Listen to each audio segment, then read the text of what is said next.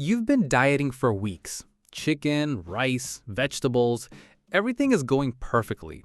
Then Saturday arrives. One slice of pizza turns into four. The burger somehow comes with fries. Dessert sounds like a great idea. By the time you go to bed, you've eaten 4, 5, maybe even 6,000 calories.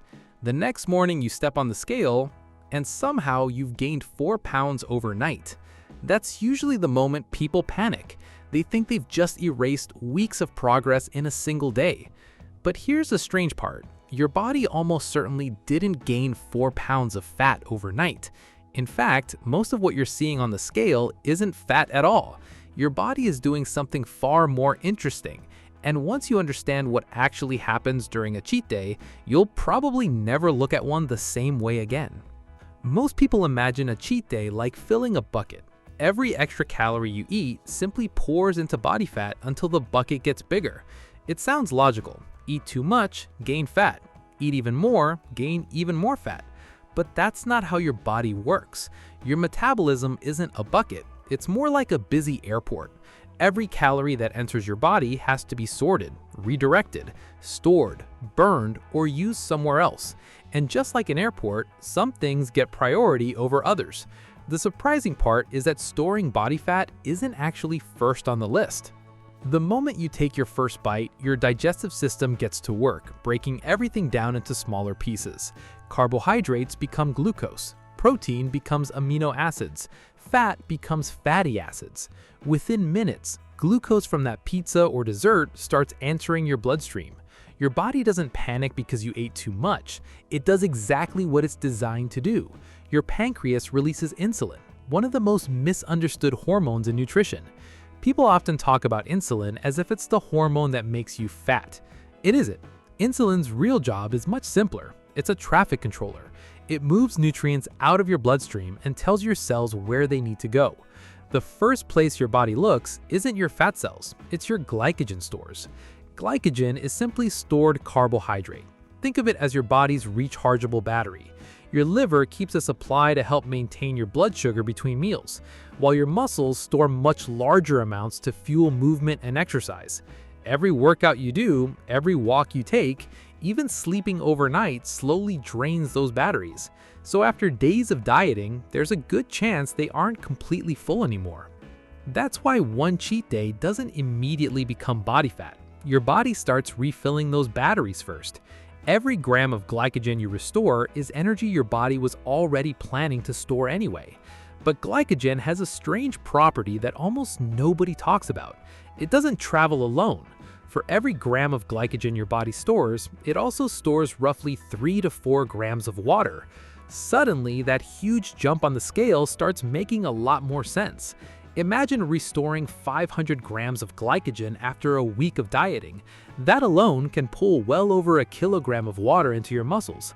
Add the actual weight of the food still sitting inside your digestive system, plus the extra sodium from pizza, burgers, fries, and processed foods, causing your body to hold on to even more water, and it's surprisingly easy to wake up 3 to 4 pounds heavier without gaining anything close to that amount in fat. This is where thousands of diets quietly fail. Someone sees the number on the scale, assumes all their progress is gone, gets frustrated and thinks, I've already ruined the week, so I might as well keep eating. One cheat day turns into a cheat weekend. The cheat weekend becomes Monday. Monday becomes, I'll start again next month. Ironically, it isn't the cheat day that causes most people to gain weight. It's the belief that the cheat day already ruined everything. But that still leaves one important question. If your body is busy refilling glycogen and holding onto water, when does it actually start storing body fat? Because eventually, it does. The answer is much more complicated than simply eating more calories than you burned, and it's one of the biggest misconceptions in nutrition. The answer depends on what you're eating. Imagine 2 cheat days that both contain exactly 5,000 calories. One is mostly pizza, burgers, fries, and ice cream. The other is huge portions of rice, potatoes, steak, fruit, and vegetables.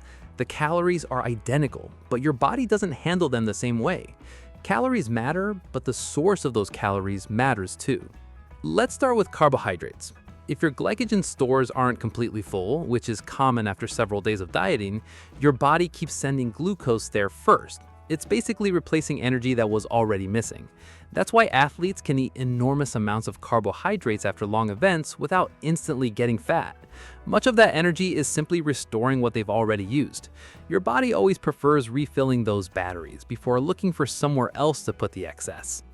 But eventually, those batteries become full. Once your liver and muscles can't store much more glycogen, your body has to make another decision. It can burn more carbohydrates for energy, or if the surplus continues long enough, it can begin converting some of that excess into fat through a process called de novo lipogenesis, which simply means making new fat. Here's the surprising part. In humans, this process is actually much slower than most people think. Your body doesn't instantly convert every extra gram of carbohydrate into body fat the moment you overeat.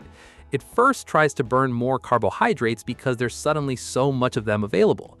That's one reason a single high-carb cheat day often creates far less body fat than people imagine. Dietary fat is a different story. Unlike carbohydrates, fat doesn't need much processing before it can be stored. If your body already has enough immediate energy, storing dietary fat is relatively easy because it's already in the form your fat cells want.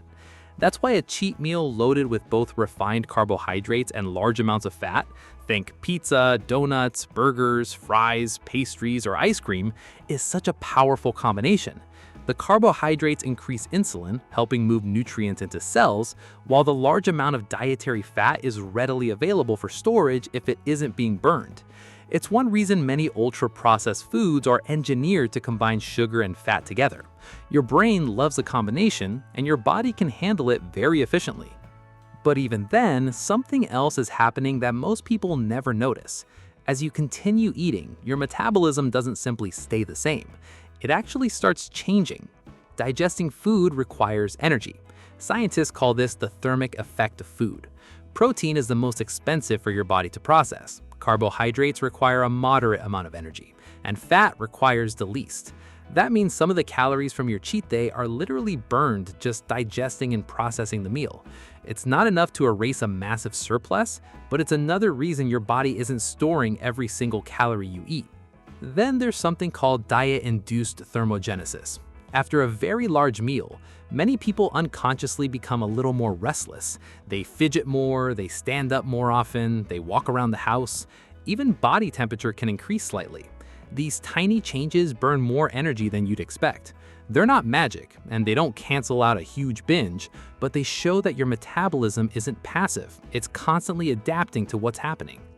This is why the idea that every single extra calorie instantly becomes body fat is far too simplistic. Your body is refilling glycogen, holding water, digesting food, increasing carbohydrate burning, and adjusting energy expenditure all at the same time. Fat storage is happening too, but it's only one piece of a much bigger picture. So, if the scale isn't showing 4 pounds of new fat, and your body is burning more energy than usual after a huge meal, why do so many people still end up gaining weight from regular cheat days? Because the biggest effect of a cheat day isn't what happens inside your fat cells, it's what happens inside your brain. But none of that is what usually ruins a diet. The real damage happens long before your body stores a meaningful amount of fat. It happens inside your brain. Think about what a cheat day usually looks like. You're not just eating more food. You're eating foods your brain considers incredibly rewarding. Pizza, ice cream, donuts, cookies. Foods packed with the exact combination of sugar, fat, salt, and texture that humans almost never encountered throughout evolution. Your reward system lights up. Dopamine rises. Every bite feels exciting. Then your brain quietly starts learning. Remember this. This solved the craving. Let's do it again. That's why one cheat day often makes the next few days much harder. It's not because your metabolism is damaged. It's because your brain has just been reminded how rewarding those foods are. Suddenly, the chicken and rice you've been eating all week seems boring by comparison. Not because it tastes worse than it did yesterday, but because your brain is comparing it to one of the most rewarding meals it's had in weeks. Then something even more dangerous happens. You step on the scale. It's 3, maybe 4 pounds higher. You immediately assume the worst. I knew it. I ruined everything. What's the point now? That thought has probably destroyed more diets than cheat meals ever have. Because once you believe you failed, your behavior changes. Breakfast becomes another cheat meal. Lunch doesn't seem to matter anymore. Dinner turns into takeout. By Monday, you've convinced yourself you'll start fresh next week. The cheat day didn't ruin your progress. Giving up because of the cheat day did. And here's the irony. If you had simply gone back to your normal routine the very next day, most of that extra weight would have disappeared within a few days as your glycogen levels returned to normal. Your body released the extra water and the food moved through your digestive system. What looked like fat was mostly temporary. That's why fitness coaches often say, one meal doesn't make you fit and one meal doesn't make you fat. It's surprisingly accurate. Your body doesn't completely change because of what you ate yesterday. It responds to what you do consistently. That's the word most people overlook. Consistency. One healthy meal doesn't undo months of overeating, but one cheat day usually doesn't erase weeks of good habits either. Your body is far more resilient than people give it credit for. The problem is that we judge ourselves day by day, while our biology responds week by week and month by month. So, should you have cheat days? The answer isn't yes, and it isn't no. It depends on what a cheat day becomes. If it's one planned meal that lets you enjoy food with friends before returning to your normal routine, your body can usually handle it remarkably well. If it becomes an excuse to eat everything in sight because the day is already ruined, that's a completely different story. Maybe the biggest misconception is believing your body keeps score meal by meal. It doesn't. Your metabolism isn't sitting there waiting to punish you for eating a slice of pizza. It's constantly adapting, storing some energy, burning some, releasing some, trying to keep everything in balance. The scale may change dramatically after a cheat day. Your body composition usually doesn't. And once you understand the difference, you stop fearing the cheat day itself. Instead, you start paying attention to the pattern that comes after it. Because in the end, your body doesn't remember one Saturday. It remembers what you did on all the days that followed.